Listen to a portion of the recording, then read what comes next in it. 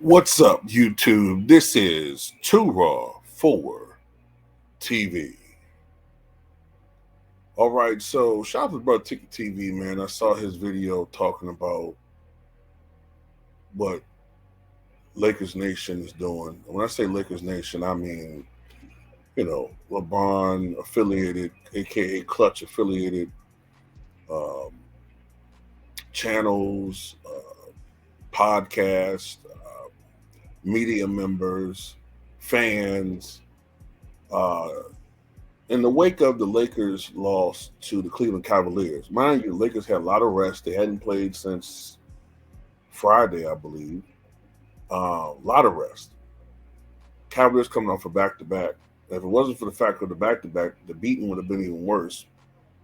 But they still easily defeated the Lakers, aka the Fakers. I think it was 122, 111, or 110, something like that. It was an easy victory. Anyway, now all of a sudden, since they don't got D'Lo, since he's been traded, right? Now the new scapegoat is Rui Hachimura. Rui Hachimura, folks, is the new scapegoat. You cannot make this stuff up, man. Because he had a bad game, 3 of 10 from the floor, 5 rebounds, right? 1 steal. They say he didn't play good defense. Now it's his fault. Now the march for him to get traded begins. Because what this really is they just want to upgrade it. They're trying to find excuses. Lemedia is just trying to find excuses to justify getting Rui Hachimura traded, right? Because they just trying to desperately build some super team around this aging fraud so he can, in their minds, hopefully win a championship. When in reality, those days are long gone, man. Okay? Like I said before, I said this back then in 2020. When the Fakers won that bubble-ish bubble title, I said then, LeBron fans, enjoy this title because it's the last one you're going to get. And I meant that shit. It's the last one y'all going to get. Ain't no more titles coming. And let's look at Rui Hachimura for a second. So this season, after a somewhat slow start offensively, in 27 games, he started all 27 games, right? He shot 47.7% from the floor. Well, I said all 27. I mean, all 27 games he's been a part of. I think he's missed 4 or 5 games or something like that. But anyway, he shot 47.7% from the floor, 43.8% from 3-point range. That's almost damn near a career high. It's the best he's shot from outside since joining the Lakers. 82% from the free throw line. The best he's shot as a Laker from the free throw line. 5.4 rebounds. That's the best he's averaged from as far as rebounds since he's become a Laker. 1.5 assists, the most he's averaged since becoming a Laker. 1 steal, the most he's averaged since becoming a Laker.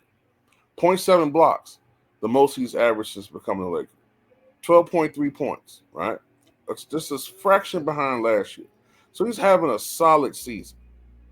I never recall Rui Hachimura being noted for being a great defender, right?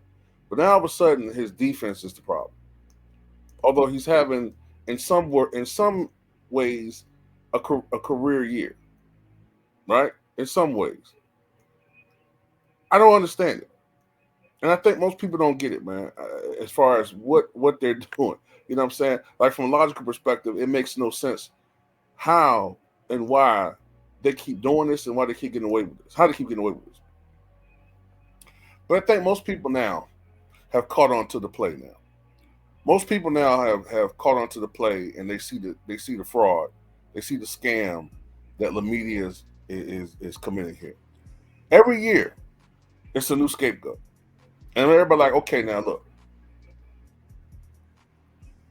it ain't Rui Hachimura.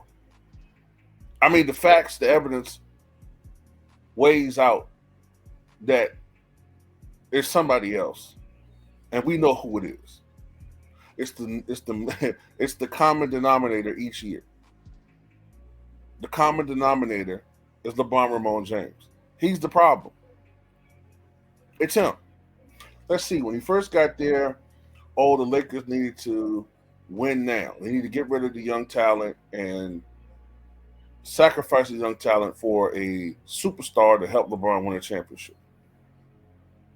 So that's what they did. They got rid of all that young talent to acquire LeBron, and then, of course, ultimately to acquire AD. So they gave up a lot of young players. I'm trying to remember all of them, but ultimately it was Brandon Ingram, it was Julius Randle, it was Josh Hart, uh, I think D'Lo the first time, right? Who they ultimately brought back. It was a lot of different players, man. A lot of really good talent that have panned out and become some of them all-star talent caliber players, right? But you got rid of them to get AD to get the bubble title. Then all of a sudden, the GM had the bright idea to force Rob Pelinka to blow up the team that won a championship.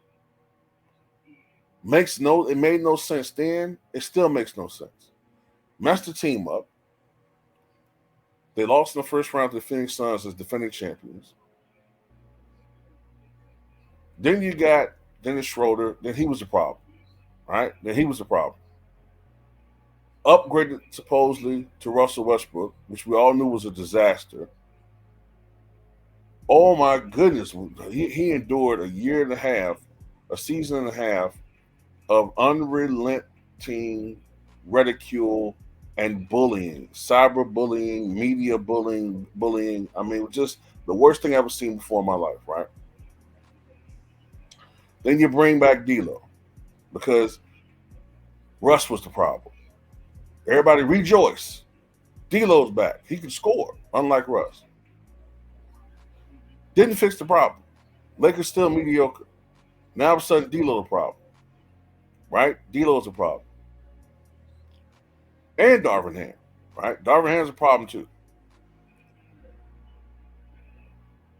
So you trade Russ, bring back D'Lo. Darvin Ham's still the problem because the team not performing at the level that supposedly Lemedia said they should be performing at. Even though they won almost 50 games, you fired Darvin Ham. That didn't fix the problem because JJ's been mediocre. So now all of a sudden it's still D'Lo. You get D'Lo traded, right? The new guys you bring in ain't really do much of shit yesterday. Now Rui Hachimura is a problem. You see how this is getting tiring? You see how this is getting played out, man?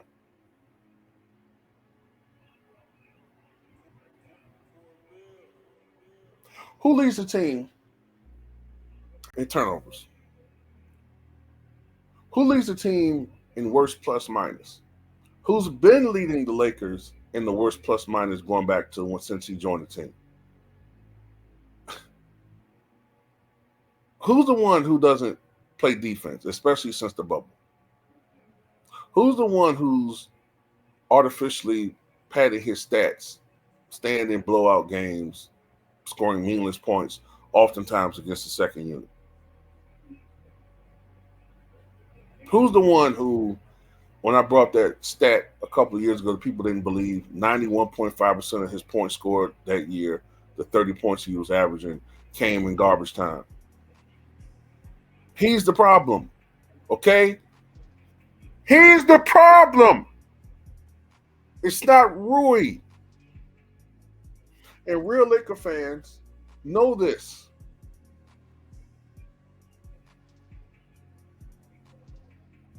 And by the way, assholes, by you all crapping on Rui How does that raise his trade or market value?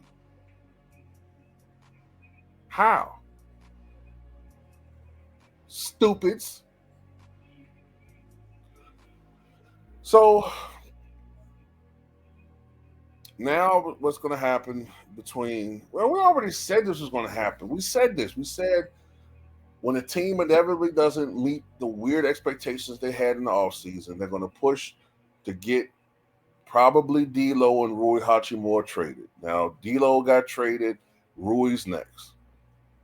Then Rui's going to go somewhere else and going to average 15 points, going to kill wherever he's at. Matter of fact, let me see something.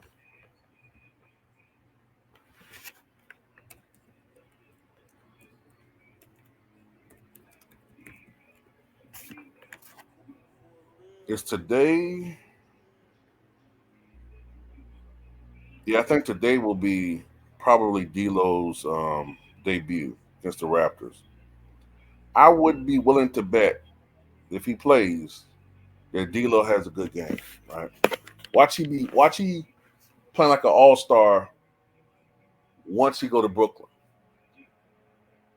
Well, he's in Brooklyn now, but watch now all of a sudden that he's in Brooklyn.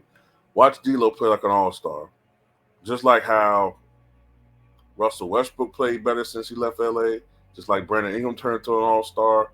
Julius Randle, although he can be inconsistent, he's an all-star level player. Lonzo Ball looked better. Even LeBron. All these guys, Josh Hart, all of them, they all look so much better when they left this bum, this role player. As my boy Nola boy put it, this role player. But anyway, that's all I got to say about it, man. Poor Rui Hachimura. So what you guys think?